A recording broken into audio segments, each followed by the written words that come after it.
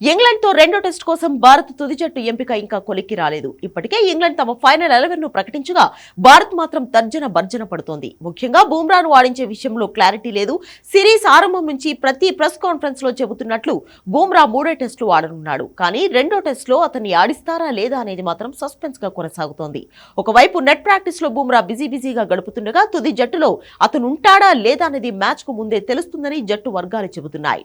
అయితే తొలి టెస్ట్ లో ఇంగ్లాండ్ చేతిలో భారత్ ఓడిపోయింది. ఈ నేపథ్యంలో రెండో టెస్ట్ లో ఆడే అంశంపై బూమ్రా పునరాలోచనలో పడినట్లు తెలుస్తోంది. టీమిండియా అసిస్టెంట్ కోచ్ ర్యాంటన్ డస్కాటే బూమ్రా గురించి కీలక అప్డేట్ ఇచ్చాడు. బూమ్రా రెండో టెస్ట్ సెలక్షన్ కు అందుబాటులో ఉంటాడని స్పష్టం చేశాడు.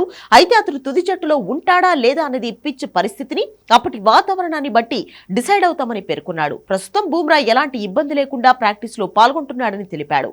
రెండో టెస్ట్ లో ఆడేందుకు బూమ్రా సిద్ధంగా ఉన్నాడని, కానీ వర్క్ లోడ్ మేనేజ్మెంట్ అంశాలను పరిగణనలోకి తీసుకుని అతడిపై నిర్ణయం తీసుకుంటామని అన్నాడు. దాన్ని బట్టే భారత తుది జట్టు ఎంపిక ఉంటుందని చెప్పాడు.